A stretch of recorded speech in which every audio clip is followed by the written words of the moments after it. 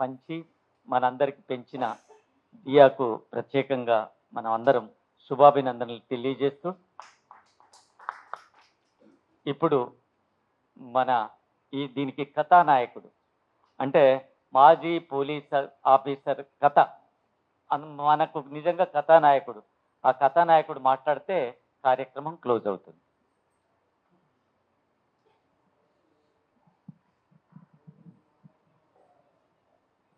సభాధ్యక్షులు, మరి వచ్చిన గెస్టులు అందరికీ నమస్కారం.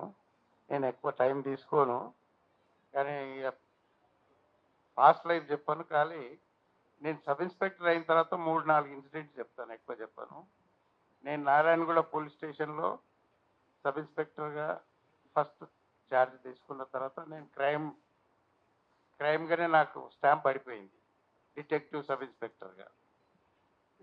అప్పుడు 86లో మున్సిపల్ ఎలక్షన్స్ జరిగినాయి, February 16.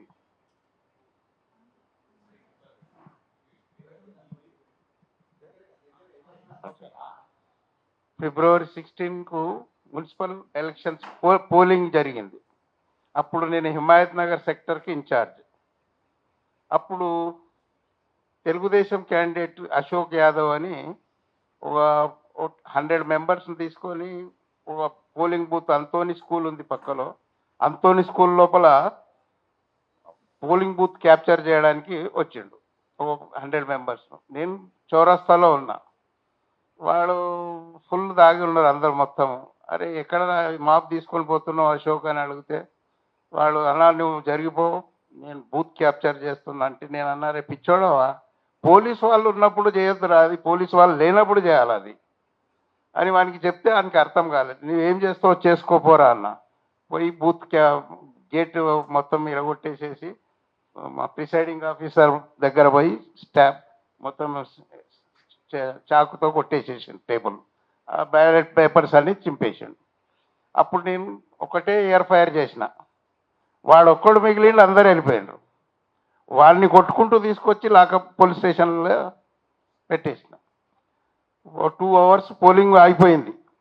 ఆ టైంలో పట్ట R Prabhakar Rao commissioner, AK Mahanti DCP, ఇంటెలిజెన్స్కి హెచ్జే దొర, వాళ్ళందరూ ఇమీడియట్గా వచ్చేసేసారు. పోలింగ్ ఆగిపోయింది, ఫైరింగ్ అయింది అని అందరూ వచ్చేసారు. అందరు వచ్చి పోలీస్ స్టేషన్కి తీసుకొచ్చేసిన తర్వాత వాళ్ళు నన్ను ప్రెషర్, అరే నువ్వు రూలింగ్ పార్టీని తీసుకొచ్చి లాకప్ వేసినావు ఎందుకు, చాలా ఇది చేసినావు, తప్పు చేసినావు అన్నట్టుగా మాట్లాడాను.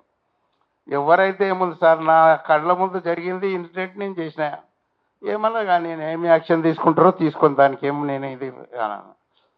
2 hours తర్వాత ఎన్టీ రామారావు అప్పుడు చీఫ్ మినిస్టర్ మొత్తం ఏరియా హైదరాబాద్ సిటీ అంతా తిరుగుతూ సర్వే చేసుకుంటూ వచ్చి నారాయణగూడ పోలీస్ స్టేషన్కి ఆపోజిట్లో కాన్వాయ్ ఆగిపోయింది. ఆయన వెంబడి 20 వెహికల్స్ ఉన్నాయి మొత్తం. HJ Dora, R Prabhakar Rao commissioner, DCP అందరు పోయి సెల్యూట్ కొట్టిండ్రు. కొడితే where is that sub inspector కాలేం అన్నాడు.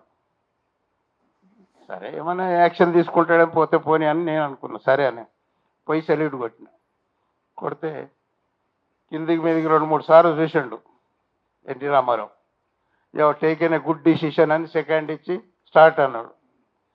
పోయింది 1 ఇన్సిడెంట్ అది. దాంట్లో రివార్డ్ ఇచ్చిండు నాకు.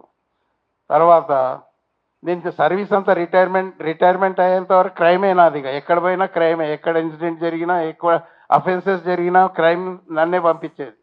Narayanguda to Mir Chowk to Chandrayangutta to Panjagutta to Saifabad, ఇవి జరిగినాయి అన్నీ. అది ఎంత ఫాస్ట్గా చెప్పాను, కొంచెం 5 minutesలో నేను క్లోజ్ చేస్తాను. అయితే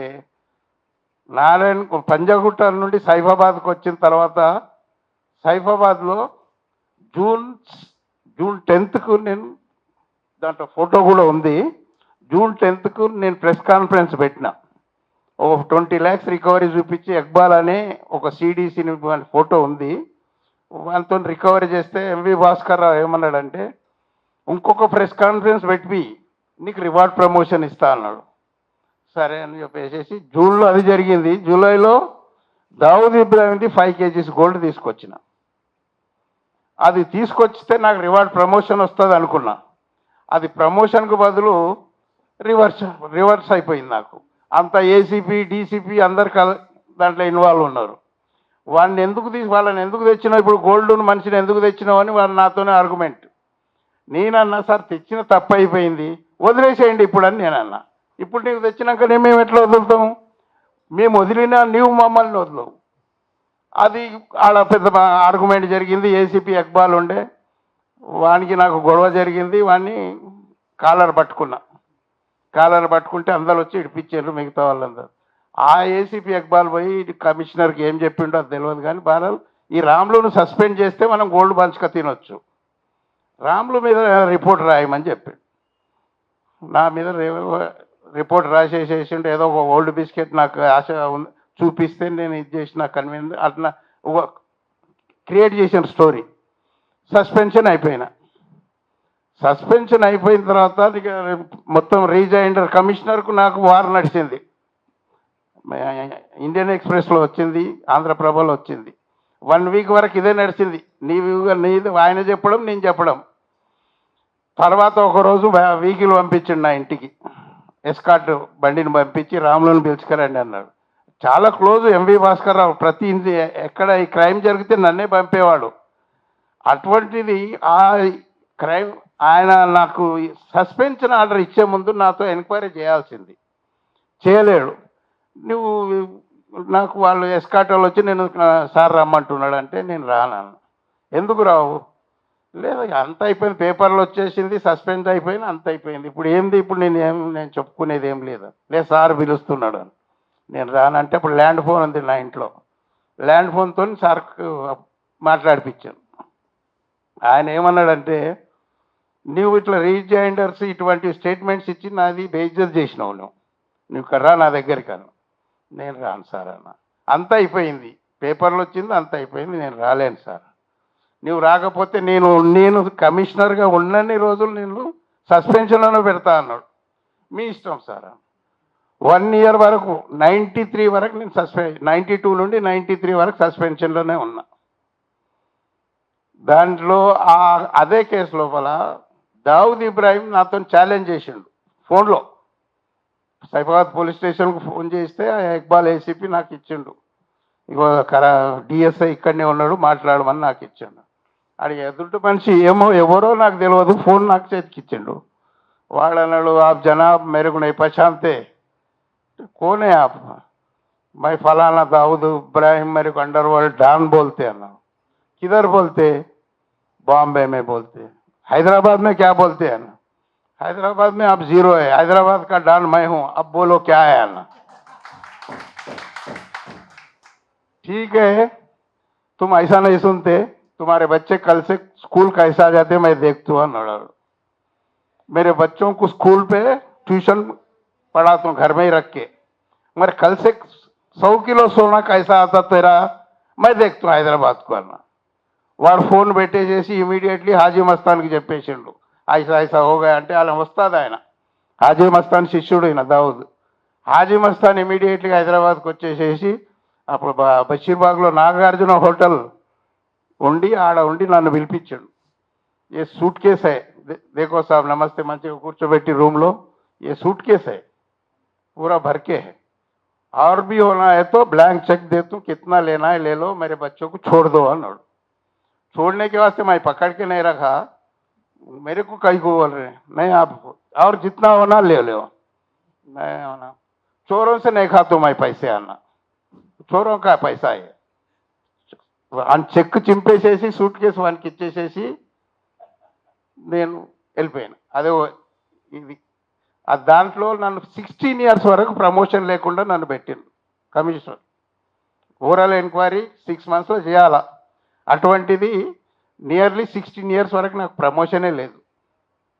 అది దాని తర్వాత నేను ఇక రిటైర్మెంట్ చిన్నది, నా ఫ్యామిలీ ఇష్యూ ఒకటి చెప్తాను. ఇక చాలా ఉంది, వద్దు ఇక స్టోరీ. కానీ నా 2 కొడుకులు, పెద్ద కొడుకు ఎంసీఏ చేసిండు, యుఎస్లో ఉన్నాడు ఇప్పుడు. చిన్న కొడుకు ఐఐపిఎం నుండి ఎంబీఏ చేసిండు, వాడు డెలైట్లో మేనేజర్. కానీ మా మిస్సెస్ 2024లో చనిపోయింది క్యాన్సర్తో.